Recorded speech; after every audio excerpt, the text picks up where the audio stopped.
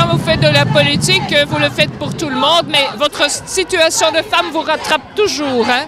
Quand quelqu'un se trouve dans la situation, se trouve certaines femmes sans travail, bon, la violence, tout ce qu'on nous dit ou nous montre au niveau des femmes en Afrique et un peu partout, ben on réagit, quoi, c'est spontané, c'est automatique. Moi, je l'ai toujours fait et je ne vais pas arrêter aujourd'hui, malgré qu'effectivement, je préside un parlement où il y a autant d'hommes que de femmes, donc on pourrait dire qu'on a gagné, comme c'est pas vrai, c'est jamais gagné et ça vous rattrape toujours. Je pense qu'il y a beaucoup d'évolutions positives, notamment au niveau de la représentation politique, les femmes dans les entreprises, tout ça sont des évolutions. Mais c'est vrai que nous vivons une période de crise, donc en période de crise, chacun se referme un peu sur lui-même. Et une femme, c'est toujours autre chose, quoi. Hein, donc c'est toujours l'autre quelque part par rapport à celui qui a le pouvoir, il n'y a rien à faire à ça.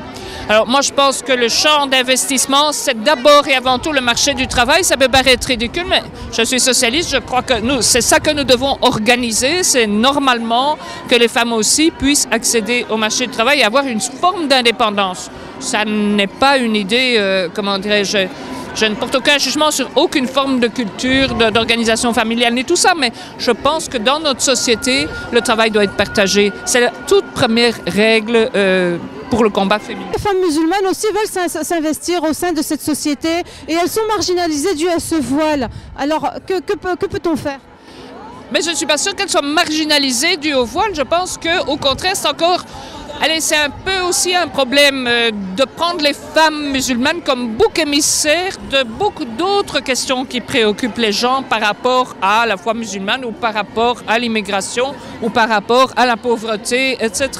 Et alors c'est encore une fois les femmes qui servent de bouc émissaire, c'est comme ça que je le vois moi. Aujourd'hui c'est le centenaire de la femme, c'est important d'être présent parce qu'il y a encore beaucoup de discrimination au travail et à l'école, notamment dans le cadre des discriminations physiques, des discriminations liées à la culture, à l'appartenance sociale. Donc il y a encore beaucoup de travail encore aujourd'hui pour les femmes, quelles que soient nos origines, quelle que soit notre culture, notre religion. Eh bien il faut encore militer et encore faire entendre notre voix aujourd'hui pour que les politiciens nous entendent aujourd'hui, que les hommes, les femmes de tous bords eh bien, se mobilisent. Surtout c'est qu'il y a beaucoup de femmes qui ne parlent pas, donc le but c'est que de sujets parlés, il faut qu'elles deviennent sujets parlants, il faut qu'elles-mêmes prennent la parole pour défendre bien leurs droits, leurs revendications. Il n'y a pas mieux qu'une femme pour parler d'elle-même. Moi je pense qu'on doit se mettre tous ensemble parce que c'est la même lutte, hein, où les femmes immigrées, ou les femmes à leur lieu de travail qui sont exploitées par leur employeur. Ben nous sommes le Forum interrégional des femmes congolaises. Nous représentons toutes les provinces du Congo et nous venons soutenir les amis de la marche mondiale parce que nous en faisons partie, parce que nous sommes solidaires avec toutes les femmes du monde. Nous sommes surtout ici parce que le Congo doit être dans la paix pour qu'il puisse se développer. On s'en prend encore aujourd'hui aux femmes? Absolument, absolument, on s'en prend encore aux femmes aujourd'hui. Non pas nécessairement comme vous le pensez, c'est vrai. Ici avec les fusils, là-bas avec toutes sortes de violences. Mais s'en prendre aux femmes, c'est aussi les laisser dans une pauvreté extrême. Ça, c'est aussi une façon de s'en prendre aux femmes et nous dénonçons ça aussi. Qu'est-ce que la population ici occidentale peut faire pour aider justement ces femmes d'Afrique? Qu'elles soient solidaires avec nous, au moins déjà mentalement et moralement. Et si possible, pourquoi pas conjuguer les efforts pour trouver les voies et moyens, pour trouver les solutions. Depuis plusieurs années, nous subissons de guerre, l'intrusion de la part des organismes internationaux, de la part du pouvoir international. Nos femmes sont violées, nos enfants sont violés, la violence à l'Est et le pilier de la nation, ce sont les femmes. Et je pense que nous devons nous mobiliser pour conscientiser le pouvoir international, le lobby international, de faire en sorte que le Congo, l'Est du Congo retrouve la paix. Parce que le tissu familial est détruit. Vous savez que éduquer une femme, c'est éduquer une nation.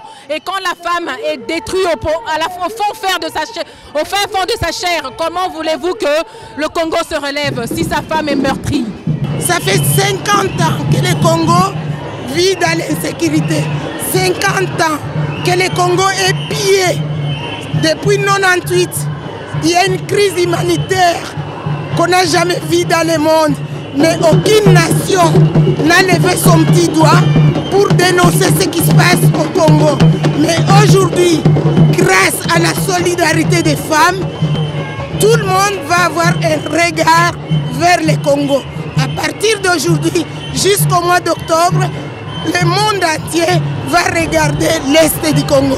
C'est pourquoi c'est vraiment très grand. Nous remercions les femmes du monde entier, nous remercions la marche mondiale des femmes, puisque vraiment la solidarité des femmes, c'est quelque chose de très fort. Et les hommes n'ont qu'à se tenir, puisque les femmes maintenant sont debout pour aller vers l'avant.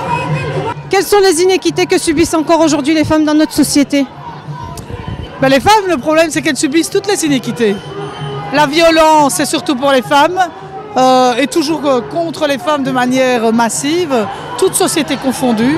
La femme musulmane veut aussi s'impliquer dans la société dans laquelle elle vit et on la repousse parce qu'elle porte ce signe identitaire qu'est le voile. Est-ce que c'est normal de vivre ça aujourd'hui dans nos sociétés?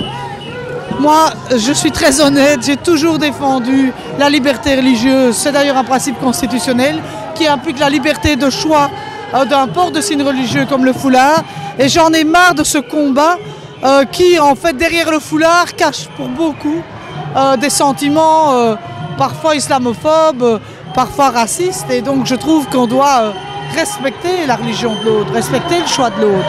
Et quand il est librement consenti, c'est un choix aussi respectable qu'un autre. Donc la femme musulmane aussi a sa place dans nos sociétés. La femme musulmane, elle a sa place, elle doit prendre sa place. Et elle doit se battre aussi pour son libre choix. Et qu'on arrête de toujours croire que la femme musulmane, quand elle porte un foulard, c'est nécessairement imposé, c'est nécessairement un signe de soumission, etc. Il y a des tas de femmes qui le portent, qui le choisissent. Et il faut que vous vous montriez telles que vous êtes, vous les femmes musulmanes ici en Belgique. Vous avez fait des études, vous travaillez, vous êtes intelligentes, mais elles ne vous connaissent pas. Les gens ne vous connaissent pas nécessairement, je veux dire dans la société belgo-belge, surtout quand on n'habite pas à Bruxelles. Et donc, une fois qu'on voit la femme musulmane qui parle, qui participe à un débat, qui vient s'expliquer, je crois qu'il y a des tas d'a priori qui tombent. Donc, il faut se déployer, c'est pas facile, hein, mais moi je demande souvent aux journalistes, mais invitez des femmes musulmanes pour parler d'autre chose que du foulard, pour parler éducation, pour parler économie, on a des profs du NIF, donc il faut qu'on banalise ça à un moment. Mais justement, lorsqu'elles prennent un poste comme Fatima Zibou aujourd'hui, ça a fait des grandes polémiques. Vous savez, Fatima, c'est moi qui ai présenté cette décision au gouvernement, et il faut assumer, il faut avoir... Nous, on se fait terriblement critiquer partout parce qu'il y a une femme parlementaire qui porte le foulard chez nous, c'est son libre choix, c'est une femme adulte, elle est née ici, elle a fait des études et je ne vois pas à quel titre j'aurais pu lui dire, toi, tu es conseillère communale, tu as le foulard, mais tu n'as pas le droit d'être sur une liste de 100 personnes. Et donc voilà, donc on a assumé le libre accès et certains partis utilisent ça contre nous, mais il faut assumer aussi la mixité de la société. Bonjour Isabelle Prel, vous êtes ici à titre privé, associatif ou en tant que représentante de l'exécutif? Non, je suis d'abord ici à titre privé en tant que citoyenne, responsable de mes choix et travaillant pour la libération des femmes dans leurs choix personnels. Et alors à titre du membre du collectif Toutes égales au travail et à l'école également. Le problème aujourd'hui, c'est que la femme voilée porte cette image de soumise et d'opprimée. Est-ce que c'est vraiment le cas? Je pense que les images parlent d'elles-mêmes. Qu'est-ce qu'il faut de plus? On est dans la rue, complètement libérés, militant pour nos droits, pour nos choix et demandant le respect de notre diversité. Que reste-t-il encore à faire pour la femme pour qu'elle se fasse accepter dans cette société avec son voile? Ça, je pense que le marqueur de la situation de la femme est révélateur de toutes les sociétés, que ce soit musulmane ou non musulmane. Et je pense qu'en tant que citoyenne belge, on a du travail, indépendamment des convictions, je crois qu'il y a encore un gros travail à faire pour que la femme soit considérée à titre égalitaire. Et c'est ce qui vaut toute la diversité des personnes qui manifestent aujourd'hui.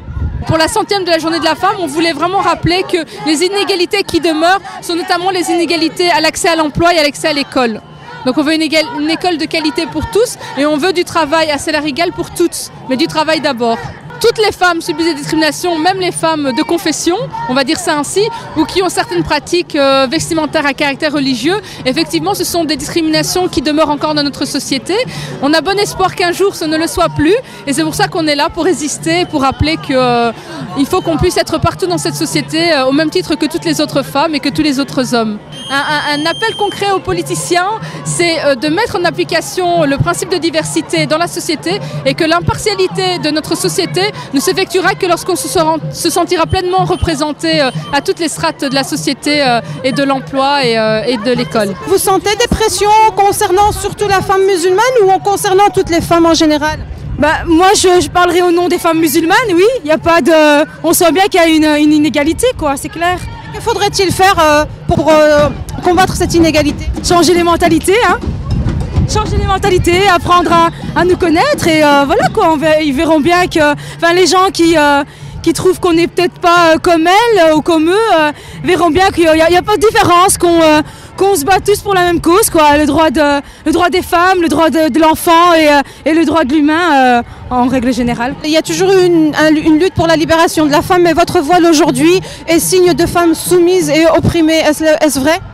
Non, femme libérée à du 2000%. Voilà, notre présence ici prouve bien qu'on est libérée, qu'on est ouverte et voilà quoi. C'est dans les têtes tout ça. Concrètement, on dit qu'on a beaucoup de droits qui sont mis à disposition des femmes, mais dans la société, les mentalités ont beaucoup de mal à changer. Et donc oui, il y a certains droits qui sont là d'application, mais pour les faire vraiment mettre d'application, les mentalités doivent changer. Il y a encore beaucoup de travail à faire. Et au niveau des lois, je pense qu'il y a encore beaucoup de choses à changer. Aujourd'hui, il y a des femmes musulmanes voilées qui veulent s'intégrer dans la société, s'insérer dans la société, et on les refoule à cause de ce foulard. Est-ce que vous avez beaucoup de témoignages de ce genre? Oui, et je trouve ça dommage, parce qu'en fait, en refoulant ces femmes, on leur donne encore une fois aucune chance de pouvoir être femme, tout simplement. C'est leur choix de porter ce voile. Et je pense qu'on doit essayer d'accepter les gens tels qu'ils sont, sans avoir ces préjugés, hein, et donner la possibilité d'être autonome et indépendante à ces femmes. C'est la chose la plus importante, et arrêter de s'arrêter à ces clichés faits sur le voile ou sur l'islam en général. Donc si je comprends bien, voile ou pas voile, la femme de toute façon a toujours discriminé. Oui, moi je pense que du moment qu'on est une femme, on doit essayer de se battre pour nos droits, qu'on soit voilé ou non. On doit être unis pour pouvoir avoir un combat solide. Et je pense que les femmes voilées doivent le faire doublement puisqu'elles sont discriminées d'une autre manière. Mais elles ont leur place dans la société et je les invite à continuer ce combat. C'est pas normal parce que normalement on ne doit pas faire comme ça. Tout le monde est égaux.